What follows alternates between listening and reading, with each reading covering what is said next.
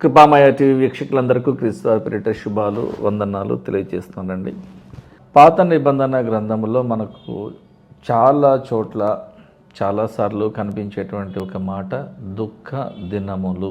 ద్వితీయోపదేశకాండము 34వ అధ్యాయము 8వ వచనం ఒకసారి మీకు చదివి వినిపిస్తాను. ఇశ్రాయేలీయులు మోయబు మైదానములలో మోషేను బట్టి ఆయన చనిపోయిన తర్వాత ఆయన మరణమును ఉద్దేశించి 30 రోజులు దుఃఖము సలుపగా మోషేను గూర్చిన దుఃఖము సలిపిన దినములు సమాప్తమాయను.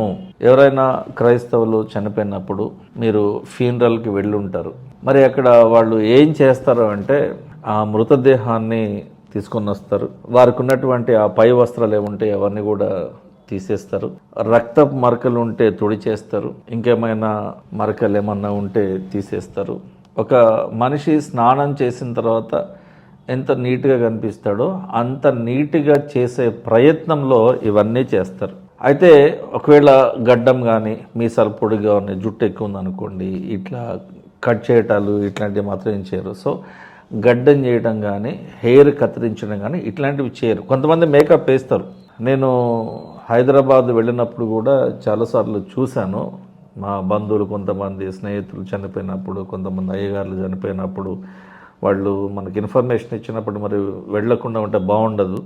వాళ్ళు మన గుర్తుపట్టలేకపోయినా గుర్తించలేకపోయినా చనిపోయారు అని తెలిస్తే తప్పకుండా వెళ్ళొస్తాను నేను. మరి ఎక్కడైతే నలుగురు ఏడుస్తూ ఉన్నారో వాళ్లకు ఓదార్పుగా మనం ఉండాలి. కాబట్టి మనం వాళ్ళకి ధైర్యం చెప్పే విషయమై తప్పకుండా చనిపోయిన వారింటికి మనం వెళ్ళి రావాలి. హాస్పిటల్లో ఉన్న వారిని దర్శించి రావాలి. ఇబ్బందుల్లో ఉన్న వాళ్ళని పరామర్శించాలి. ఎవరైనా రోగంతో ఉంటే వారికి మనం నూనె రాచి ప్రార్థన చేయాలి. మన వంతు మనం తప్పకుండా చేయాలి. దేవుని వారముగా బ్రతుకుతున్నప్పుడు తప్పకుండా ఇటువంటి కార్యాలన్నీ కూడా చేయాలి. మన వారికి మాత్రమే కాదు, తెలిసినటువంటి అన్యుల కుటుంబాల్లో కూడా మనం వెళ్ళి వారి పర్మిషన్ తీసుకుని ప్రార్థన చేయొచ్చు. తప్పలేదు దాంట్లో. దేవుడు అక్కడ అద్భుతం జరిగించవచ్చు. ఆ కుటుంబానికి దేవునిని పరిచయం చేయొచ్చు.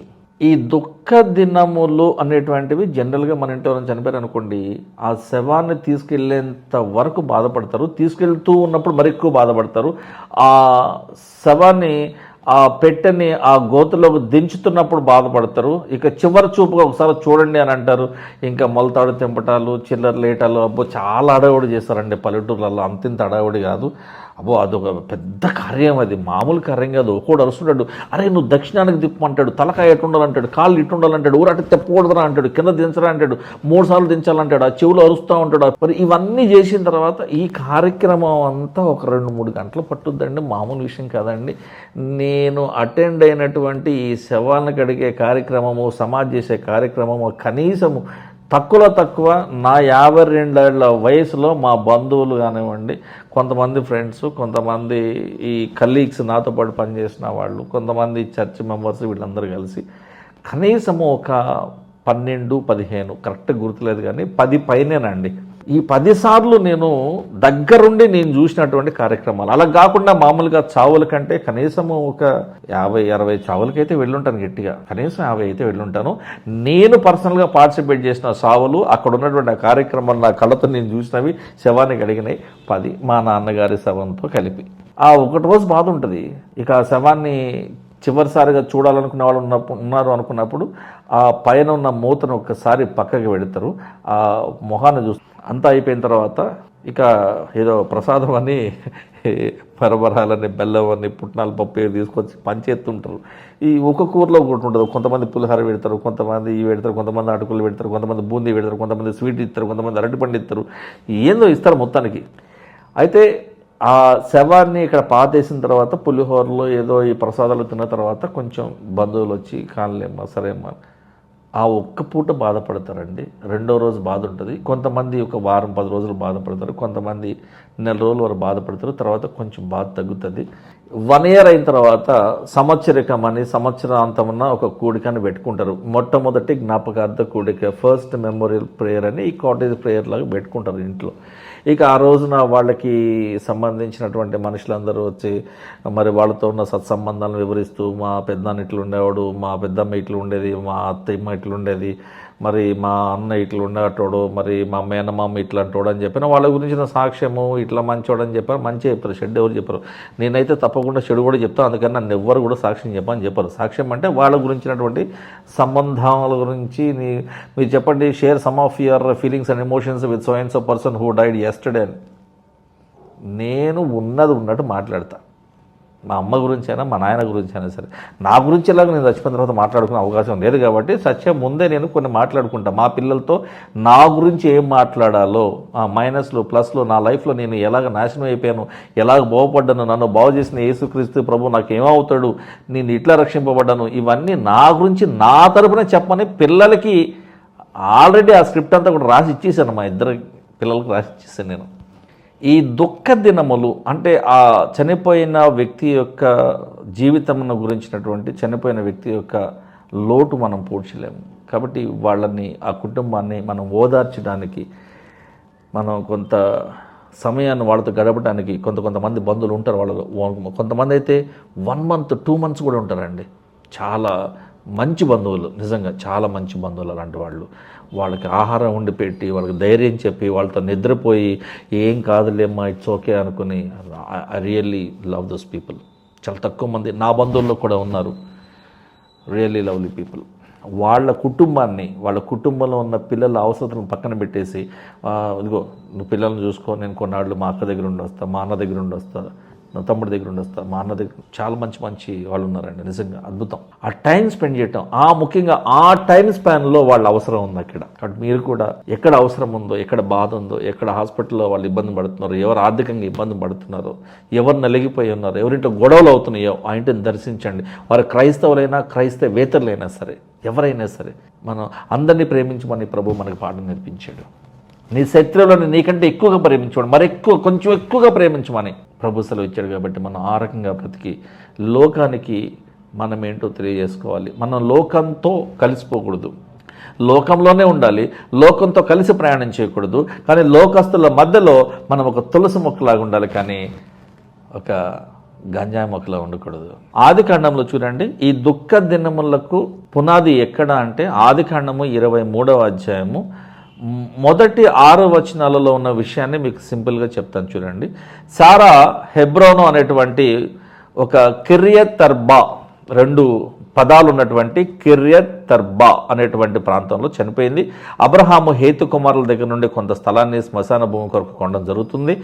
అబ్రహాము సారా మరణించిన తర్వాత బాధపడడానికి, దుఃఖపడడానికి, అంగల ఆర్చుటకును, ఆమెను గూర్చి ఏడ్చుటకును, అనగా దుఃఖ దినములు, ఆమెను గూర్చి ఏడ్చుట దుఃఖ దినములు, మక్బేలా అనేటువంటి ఒక గుహ దగ్గర ఉన్న పొలమునకు వచ్చారు. దుఃఖ దినములకు మొట్టమొదటి ప్రస్తావన అది. తర్వాత ఇదే ఆదికాండము 50వ అధ్యాయము మొదటి 3 వచనాలు. యేసేపు తన తండ్రి ముఖము మీద పడి అతని గూర్చి ఏడ్చి అతను ముద్దు పెట్టుకొనెను. తరువాత యేసేపు సుగంధ ద్రవ్యములతో తన తండ్రి శవమును సిద్ధపరచవలనని తన దాసులైన వైద్యులకు ఆజ్ఞాపించిన కనుక ఆ వైద్యులు ఇశ్రాయేలును, అనగా యాకోబును, ఇస్సాకు కుమారుడైన యాకోబును, అబ్రహాము మనవడైన యాకోబును, ఈ 12 గోత్రాలుగా ఉన్నటువంటి ఈ కుమారుల తండ్రి అయినటువంటి యాకోబును సుగంధ ద్రవ్యములతో సిద్ధపరిచారు. సుగంధ ద్రవ్యములతో సిద్ధపరచబడు వారి కొరకు దినములు సంపూర్ణమగినట్లు అతని కొరకు, అనగా యాకోబు కొరకు 40 రోజులు సంపూర్ణముగా వారు దుఃఖ దినములు కంప్లీట్ చేశారు. యాకోబు కొరకు ఐగుప్తీయులు 70 దినములు దుఃఖ దినములు కంప్లీట్ చేశారు.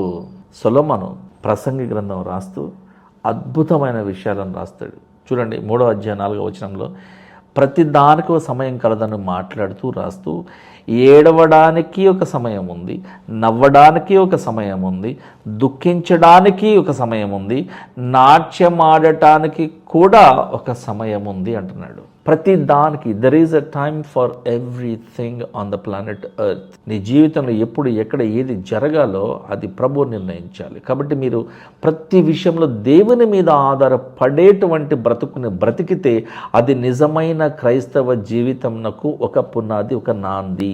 యోహాను సువార్తలో చూడండి ఒకసారి 11వ అధ్యాయము 33వ వచనంలో మార్తా చెల్లెలైనటువంటి మగ్దలేనే మరియ ఏడ్చుటయు, ఆమెతో కూడా వచ్చిన యూదులు ఏడ్చుటయు యేసు ప్రభువు చూసి కలవరపడెను.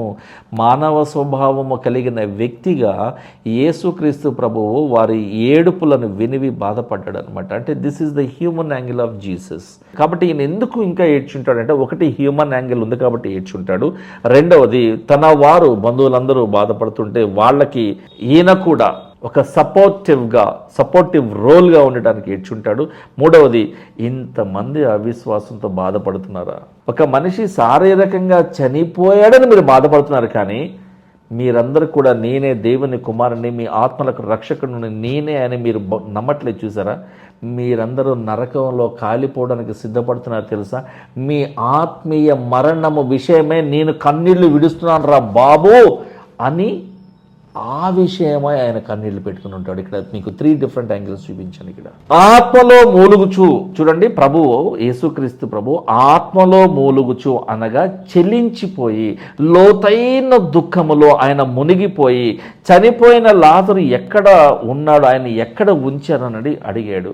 యోహాను సువార్తలోనే 11:38 మరొక సందర్భం, యేసుక్రీస్తు ప్రభు మళ్ళీ తనలో తాను మూలుగుచు లాజరును ఉంచిన సమాధి దగ్గరికి వచ్చాడు. అక్కడ వాళ్ళందరూ కూడా శారీరక మరణమును గురించి వాళ్ళు కన్నీటి పర్యంతమైపోయారు. కానీ అరే బాబు, మీరందరూ దేవునితో సంబంధం లేక, దేవునిని నమ్మక, మీరు అవిశ్వాస జీవితాన్ని బ్రతుకుతూ ఆత్మీయంగా మీరు మరణమవన్నారు, నరకంలో కాలిపోతారా బాబు, మీ ఆత్మీయ జీవితం యొక్క ప్రతిఫలాన్ని చూడబోతుంటే నాకెంత బాధగా ఉందో తెలుసా అని చెప్పని వారి యొక్క అవిశ్వాస బ్రతుకుల విషయమై యేసుక్రీస్తు వారు ఆత్మలో మూలిగి ఉంటాడే తప్ప నిజంగా ఆయన వాళ్ళందరినీ చూసి వీళ్ళతో లాగా మనుషులలాగా ఏడవలసిన పని లేదు. ఎందుకంటే లాజరును లేపగలడు అనేటువంటి విషయం ఆయనకు తెలుసు కదా.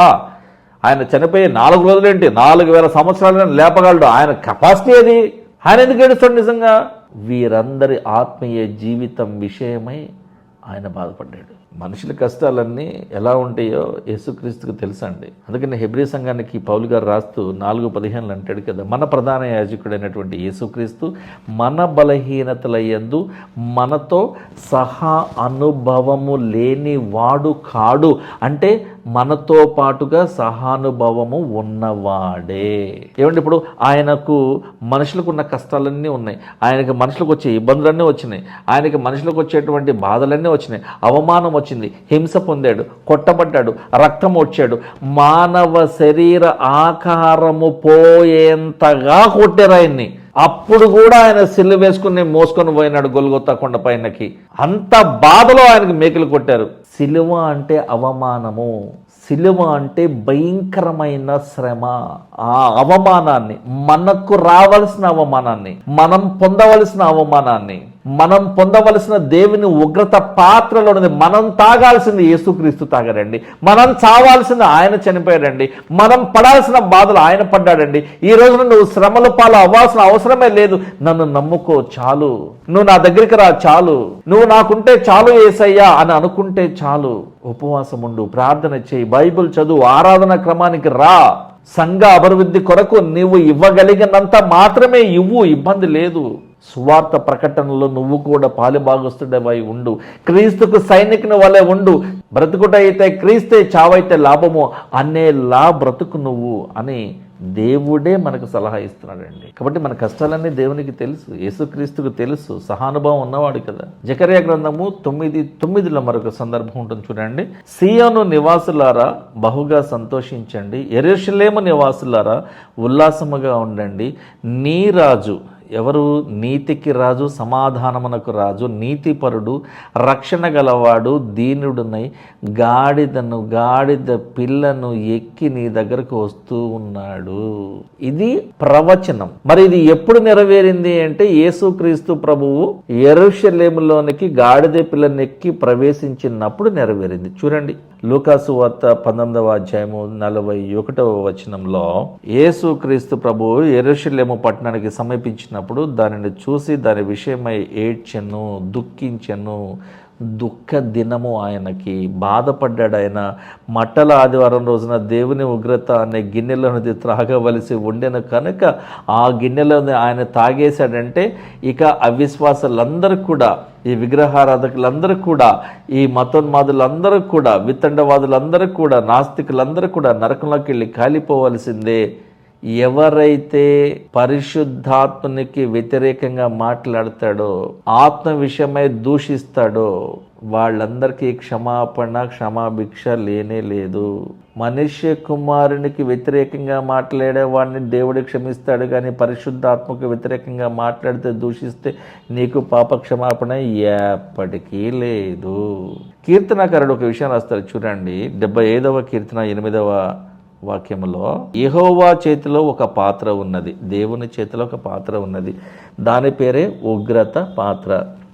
అందులోని ద్రాక్ష రసము పొంగుచున్నది, అది సంభారముతో, దేవుని కోపముతో నిండి ఉన్నది. ఆయన దానిలోనిది పోయిచూ ఉన్నాడు, దేవుడు పోస్తూ ఉన్నాడు. భూమి మీద ఉన్న భక్తిహీనులందరూ మడ్డితో కూడా దానిని పీల్చి మింగివేయవలెను. దాని పేరే తీర్పు, దాని పేరే శిక్ష.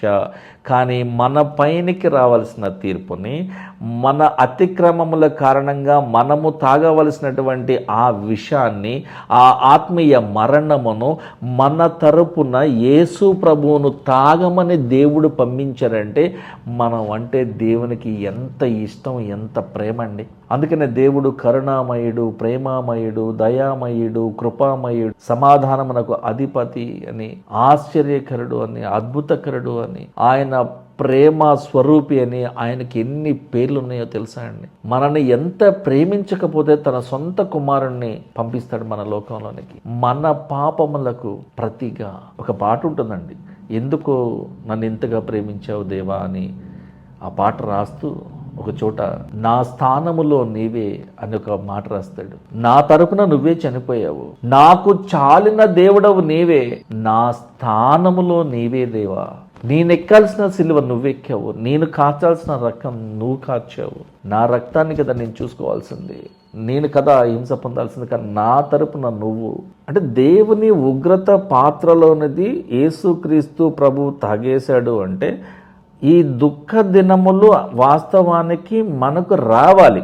ఈ శ్రమ దినాలు మనకు రావాలి. ఈ దుఃఖ దినములు, ఈ శ్రమ దినములు మనకు రాకుండా అడ్డుపడి మన తరపున మన పాపాలన్నిటినీ ఆయన మీద వేసుకుని చనిపోయిన వాడే యేసుక్రీస్తు. రోమీయులకు రాస్తూ పౌలు గారు అంటున్నాడు కదా, 12వ అధ్యాయంలో 15-16 ఇలా అంటున్నాడు, సంతోషించండి, సంతోషించే వారితో సంతోషించండి, ఏడ్చే వారి దగ్గర ఉండి ఏడవండి, కానీ ఒకరి మనసును ఒకరు తెలుసుకుని వారితో కలిసి ఉండండి అంటున్నాడు. మరొక సందర్భంలో ఏడుపును గురించి మాట్లాడుతూ లూకాసు వార్తలో 6:21 చూడండి, యేసు ప్రభు వారు మాట్లాడుతూ, ఇప్పుడు అనగా ఈ భూలోకంలో బాధలు పడుతున్న, ఏడుస్తున్న, దుఃఖిస్తున్న మీరు ధన్యులు, మీరు పరలోకంలో నవ్వుతారు అనే ఒక గ్యారంటీని ఇస్తున్నాడు మనకి. మత్తయి వార్తలో 5వ అధ్యాయంలో మనకి 11-12 వచనాలు ఉంటాయి చూడండి.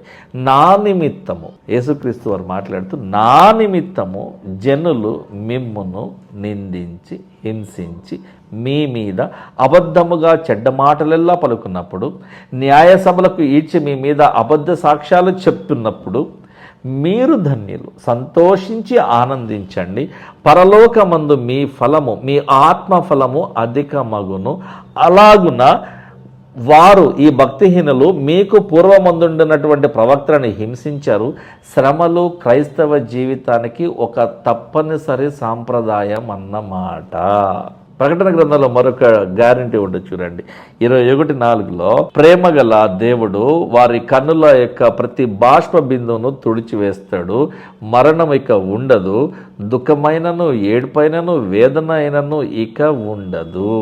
ఏమంటే మన మనుషులేమండి, మనకి తప్పకుండా చాలా ఎమోషన్స్ ఉంటాయి, చాలా వీక్నెసెస్ ఉంటాయి, చాలా ఫీలింగ్స్ ఉంటాయి. మనకి పరిచయం ఉన్న వాళ్ళు, మనకి ఇష్టమైన వాళ్ళు, మన కుటుంబీకులు ఎవరైనా చనిపోయినప్పుడు మనం వారితో ట్రావెల్ చేస్తాం కాబట్టి మనకి వాళ్ళకి ఒక బాండింగ్ ఉంటుంది. కాబట్టి తప్పకుండా ఆ లోటుని ఎవరు తీర్చలేరు కాబట్టి, పూడ్చలేరు కాబట్టి వాళ్ళు చనిపోయినప్పుడు మనం ఏడుస్తూ ఉంటాం. అవి కొన్ని రోజులు కంటిన్యూ అని అనుకోండి, వాటిని మనము డేస్ ఆఫ్ మార్నింగ్ అని అంటాము, ఆ దుఃఖ దినములు అని మనము వాటిని అంటూ ఉంటాం. కొంతకాలం మనం బాధపడతాం. సో ఈ ఏడవడం అనేది, ఈ దుఃఖించడం అనేటువంటిది ఏంటంటే ఒక లాస్ మనకు జరిగినప్పుడు అది ఒక హ్యూమన్ రెస్పాన్స్, అది it's a human response. So weeping is a human response. So when someone dice in your life, when someone closer to your heart, when someone closer to your mind, when someone closer to your feelings, to your mind, to your life. But I tell you, my dears, death is just a temporary separation. Death is just a temporary separation for every believer. ఈ మరణం అనేది ఒక తాత్కాలికమైనటువంటి separation మాత్రమే. అంటే మన దేవునికి కొంచెం దూరం అయిపోతాం. ఎందుకంటే నువ్వు చనిపోయిన తర్వాత దేవుని ఆరాధించలేవు, స్తుతించలేవు, పాట పాడలేవు, బైబిల్ చదవలేవు, ప్రార్థన చేయలేవు, ఉపవాసం ఉండలేవు, దేవుని సన్నిధికి రాలేవు, నువ్వు అర్పణ వేయలేవు నువ్వు చనిపోయిన తర్వాత. బతుకున్నప్పుడే. So put God first, you will never be lost, and come to God first, never be the last. Bible చదివితే దేవుడు ఏం చేయమంటున్నాడో, ఏం చేయొద్దు అంటున్నాడో మనకు అర్థం అవుతుంది. అందుకనే చదవాలి. చిన్న పిల్లలప్పటి నుంచి మీరు అలవాటు చేయండి పిల్లలకి. 15 ఏళ్ళు దాటిన తర్వాత వాళ్ళు మీ మాట వినరు, బైబిల్ చదవమన్నా చదవరు. వాడికి 3 ఏళ్ల వయసు వచ్చినప్పటి నుంచి కంఠస్థ వాక్యాలు 1, 2, ప్రార్థన చేయడం, తినే ముందు ప్రార్థన, బయటికి వెళ్ళడానికి ముందు ప్రార్థన, నిద్ర లేవగానే ప్రార్థన, నిద్రపోవడానికి ముందు ప్రార్థన, ప్రతి కార్యానికి ముందు ప్రార్థన, వారానికి ఒకసారి ఉపవాసము 14 ఏళ్ళు దాటిన పిల్లలకి మాత్రమే, ఒక పూట మార్నింగ్ 6 to ఈవినింగ్ 6, కనీసం ఒక లంచ్ అన్న బంద్ చేసి. ఏం పర్లేదు 12 hours తినకపోతే ఏం కాదు, 6 to 6 బాగుంటుంది. ఆత్మీయంగా బలపడతాం మనం, దేవుడు మనం చూస్తాడు. ఉపవాస ప్రార్థన కంటే శక్తివంతమైనది. కాబట్టి మీరు ఉపవాస ప్రార్థన చేసి చూడండి, రిజల్ట్ తెచ్చుకొని చూడండి, అప్పుడు మీకు అర్థం అవుతుంది. నేను చెప్తే మీకు అర్థం కాదు, you need to feel it personally. నిజమైన క్రైస్తవులు, నిజమైన విశ్వాసులు ఎప్పుడు కూడా మరణానికి భయపడరు. ఎందుకంటే మనం ఎప్పుడు చచ్చిపోయినా, ఇప్పటికిప్పుడు నేను చచ్చిపోయినా పరదేశకి వెళ్ళిపోతా, తీర్పు దినము తర్వాత నేను పరలోకానికి వెళ్ళిపోతా, ఆ హ్యాపీనెస్లో ఉండాలి మనం. ఆ పరిశుద్ధత మనలో లేకపోతే, ఆ విశ్వాస పరిమాణం మనలో లేకపోతే, దేవునికి మనలో ఉన్నట్టు కనపడకపోతే, అప్పుడు మనం ఆ సపరేషన్కి లోనైపోతాం. దేవా నా దేవా ఎందుకు నీవేళ నా చెయ్యి విడిచితివి, అది సపరేషన్. అది మానవాళిని రక్షించడానికి యేసుక్రీస్తు శిలువ పైన మరణించాడు. ఇది కేవలము యూదుల రక్షణ కొరకు, ఫలానా కేరళ వాసుల రక్షణ కొరకు, ఫలానా పాకిస్తాన్లో నో 800 కోట్ల మంది ఈ రోజున బ్రతికున్నారు. ఈ 800 కోట్ల మంది రాబోయే రోజుల్లో పుట్టబోయే వారందరి కొరకు, వీరందరి పాప విమోచనము కొరకు తన రక్తాన్ని, పరిశుద్ధ రక్తాన్ని కార్చి చనిపోయిన ఒకే ఒక్కడు దేవుని కుమారుడు, ఆయన పేరు యేసుక్రీస్తు. ఈయన నామములోనే మీరు బాప్తిసం పొందాలి. ఈయన నామములో తప్ప రక్షణ లేదు. తండ్రి, కుమార, పరిశుద్ధాత్మ నామములో మీరు బాప్తిసం పొందాలి. ప్రార్థన యెహోవా దేవునికి చేయాలి. పరిశుద్ధాత్మ పూర్ణులై యేసుక్రీస్తు నామములో మీరు తండ్రిని ప్రార్థన వేడుకోవాలి. ఇది త్రిత్వము. కాబట్టి ఈ దుఃఖ దినములు అనేటువంటివి టెంపరీ మాత్రమే, బిలీవర్స్ లైఫ్లో పర్మనెంట్ కానే కాదు. ఏడవద్దని అన్నట్లా, కానీ కావాలని తెచ్చుకుని మరి ఏడుస్తున్నారే, అది వద్దంటున్నా. చిన్న ప్రార్థన కొరకే తలలోంచుదాం. ప్రేమగల దేవ, కనికరమగల తండ్రి, మేము ఈ లోకంలో బ్రతుకున్నంత కాలము ఆత్మీయంగా బలపడి, మరణానికి సిద్ధపడి, నీ కొరకు మాత్రమే నీ వైపు చూస్తూ ధైర్యముతో, ఆత్మస్థైర్యంతో బ్రతకాలని ఆశపడుతూ ఉన్నాం నాయన. వీలైనంత మంది ఆత్మలను రక్షించి నీ పాద సన్నిధిని ఉంచుకోవాలనేటువంటి ప్రయత్నము కొన్ని లక్షల మంది చేస్తూ ఉన్నారు. కొన్ని లక్షల మంది నువ్వు ప్రపంచ దేశాల్లో నీ సేవ కొరకే పిలిచి ఉన్నావు ప్రభువా. నీ గురించిన రక్షణ సువార్తను ప్రకటించడానికి మాకు కూడా ఒక అవకాశం ఇచ్చి, మాకు కూడా ఒక ద్వారము తెరిచి ఉంచినావు. కాబట్టి సోషల్ మీడియా ద్వారా, ఆన్లైన్లో, ఆఫ్లైన్లో మేము చేసినటువంటి ఈ పరిచర్యను మీరు ఆశీర్వదించండి నాయన.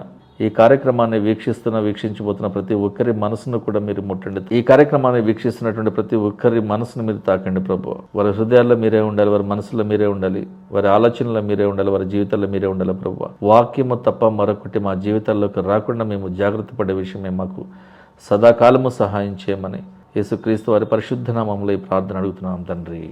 ఆమేన్. Thank you.